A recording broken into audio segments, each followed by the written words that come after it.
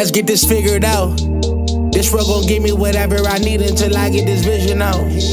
Then they gon' pay me whatever I ask, cause I got it figured out. Family be checking all up on a nigga to see how I'm feeling now.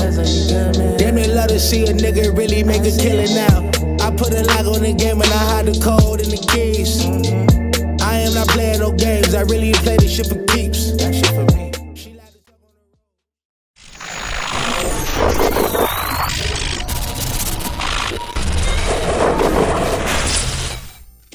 College Football Heads YouTube. What's going on? It is your boy, Coach DC, coming back at you today with another video. And I don't even like to call this like a first impression kind of deal, but y'all know. A lot of stuff to cover here. When the game itself, first question is always, what do you think? When the game is actually playing, when you're actually like having a play, the game is good. The game is good. I mean, it still has the EA algorithmic feel to it at times, of course, but excuse me, game is good. But I just want to ask EA, I'm like, why do y'all, you guys, you put all these wonderful tools in the game, the custom stems and all the new hot routes and all that stuff, only to allow it to fall on its face to stadium pulse or just the momentum and the stupid play clock stuff. And it's just the awful thing, though. I had 8, I count them, 8 false start penalties. 8. We're not even playing 12-minute quarters or whatever. It's the 8. That's, come on, man. I mean, like, dude, whoever's in control of that dial, please, sir, go have a seat, man. Turn it down, man.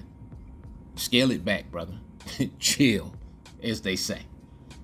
For real, man. Fall back, cause you, sir, or Stadium Pulse is ruining this experience for a lot of people, and it's not just me. Like I said, when the game plays, when it plays, you know, it's a good game to play. Love the movement, love the responsiveness defensively, love the way I'm able to just dial up pressure from different angles. I love the way I'm able to come up with different zone builds and just different, I mean, totally exotic is not the word for some of the stuff that can happen in some of these zones. I mean, it is crazy what you're able to do with the custom stem when you're able to do it. You know, you have to develop a system of making adjustments here. I think the most difficulty, the difficulty that most people are having is just making adjustments, just getting a snap off at times. I mean, my goodness, man. Did you guys play this? Like when y'all had to be sitting around and like, all right, man, shoot, let's fire it up. The game. I mean, yeah. Anyway, let's get off of that. But I'll get back to it. But yeah, man, the movement, all this stuff, my college football mechanics, what was it? College football mechanics guide. Yeah, all the college football guys who got the guide last year. It's all good.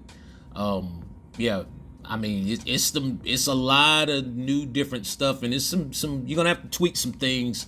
One thing I'll say, next question was always about the passing settings. That foot in the ground is nasty. All of the passing settings work, all of them. I've done them all: classic, revamp, placement and accuracy. All of them work. It just depends upon what kind of passer you are. Me, I'm taking the one-on-one shots, so revamp is the deal for me. Not to say that placement and accuracy does not work. You can throw deep with placement and accuracy. It's just a different type of throw, and there's just a different set of principles you have to take into consideration.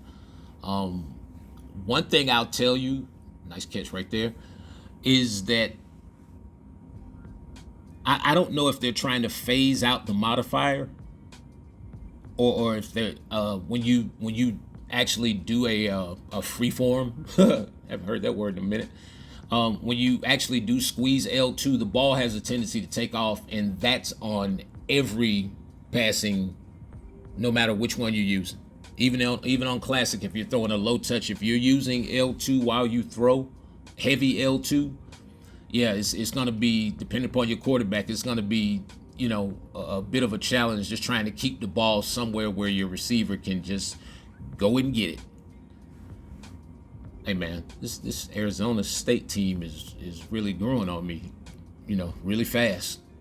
Y'all know I can't just go grab LSU, Alabama, Georgia. It's difficult. Yeah. That to me, that is like admitting failure before the game starts. It's like I have to be able to play with anybody. But yeah, man, I'm enjoying it. Other than the stadium pulse and, the excessive false starts and all the other stuff, yeah, I mean, I'm actually kind of enjoying it. This is what I'm probably enjoying most, though. Just coming up with different defensive schemes and builds that deal with these cheat motions and still gets pressure. You have to go back and look at the replay of that. I will have the CollegeFootball26 starter virtual. I think that should be good by Friday. It's going to have some good stuff in it. It'll have a little bit of defense, some route combos, a couple blitzes, some other things that are much needed to know, because there are a lot of secrets on this game, man. There's some secrets on this game, boy. Like serious business. But look at the responsiveness right there. All my defensive clock-in technique guys, yeah.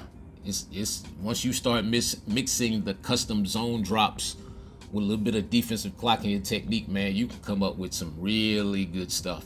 I mean, yeah, but hopefully you're playing at home so you can get to make your adjustments.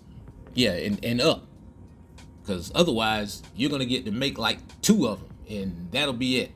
And for the life of me, I don't understand, okay, people at EA, please, let's wrap our heads around this one. You're forcing us to watch about 45 minutes of replays for every play, right? I mean, you're basically force feeding us these replays while the clock is running. The play clock is running while we're watching replays.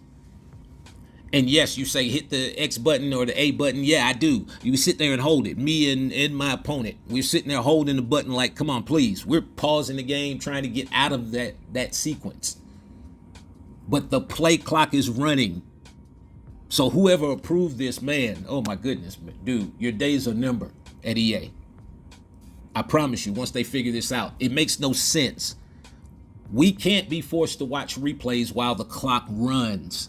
Please, man, for the love of God, do something. Otherwise, yeah, the defense is good, though. Yeah, you see.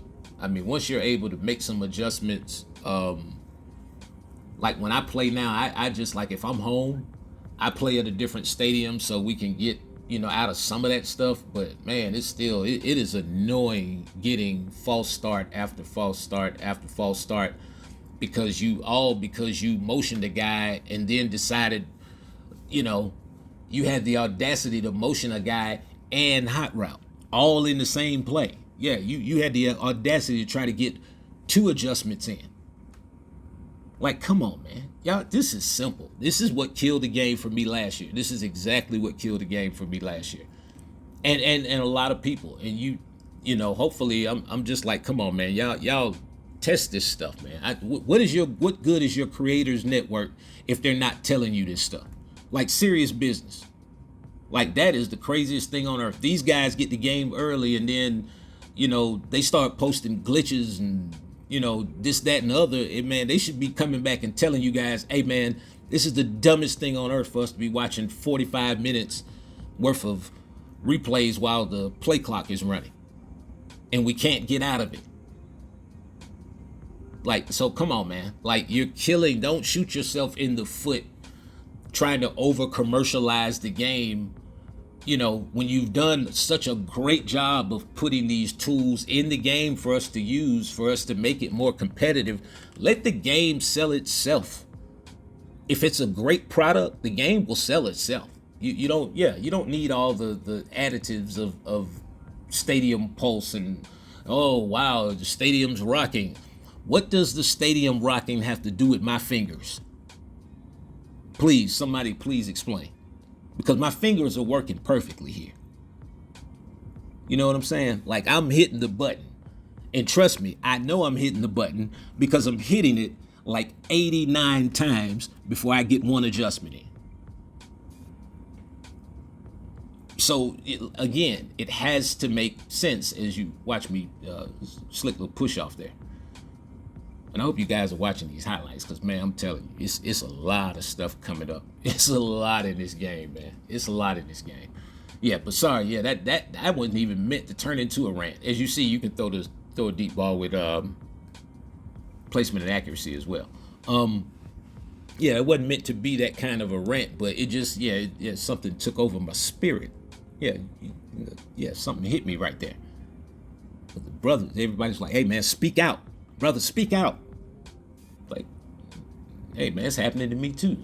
It's pissing me off. I'm like, man, one thing when I coach football, that's one thing I prided myself on. All my teams were disciplined. We were not heavily penalized teams at all. We were not gonna beat ourselves. And so in this game, it just gets a little crazy how I can go from 2nd and 2 at my opponent's 18 to, 2 or 3 plays later as I can't get a playoff, and then 2 false starts after that. It's like, it's like 2nd and 42. And whatever. And I'm just like, come on, man, let's don't kill the game with the nonsense. Over commercialization. That's all Stadium Pulse is. Stadium Pulse is not needed here. It should affect maybe field goals only. That's where it should stop. Nothing else should it affect other than the kick meter. That's ridiculous what you guys are doing with that. Anyway, man, till the next one tomorrow, it's your boy Coach.